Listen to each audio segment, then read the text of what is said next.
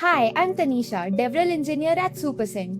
And if you are building with AI coding assistants, you can now give them direct access to your Supercent notification infrastructure to create workflows, trigger notifications, manage subscribers, and a lot other things. And all of this from just a single chat prompt.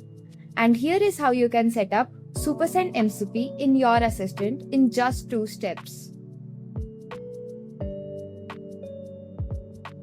Okay, so step 1 is to grab your service token from the Supercent dashboard.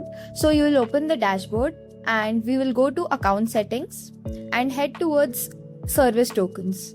Here we'll click on generate new token and we will give it a name so that we can remember it later. So I'll give it MCP test and create and view.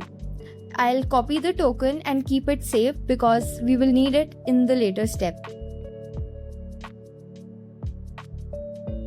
So first of all, we need Claude Code installed.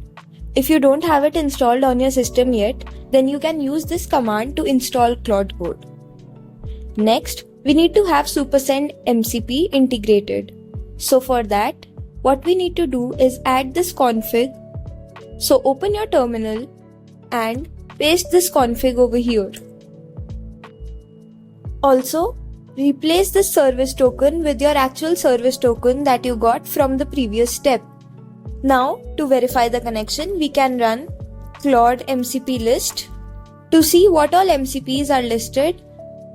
Now we can see that Supercent MCP is connected.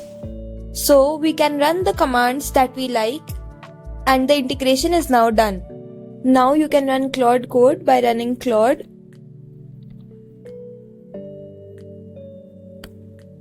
So now that the Supercent MCP is connected, you can run any command from this window. You can ask it to search the documentation, create a workflow, create a user.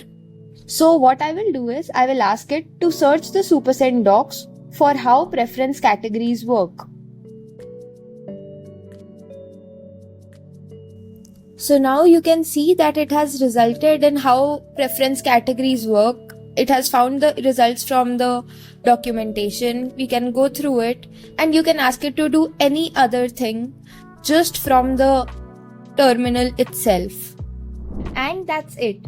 Your AI can now create workflows, send notifications, and manage your entire notification stack without leaving your editor.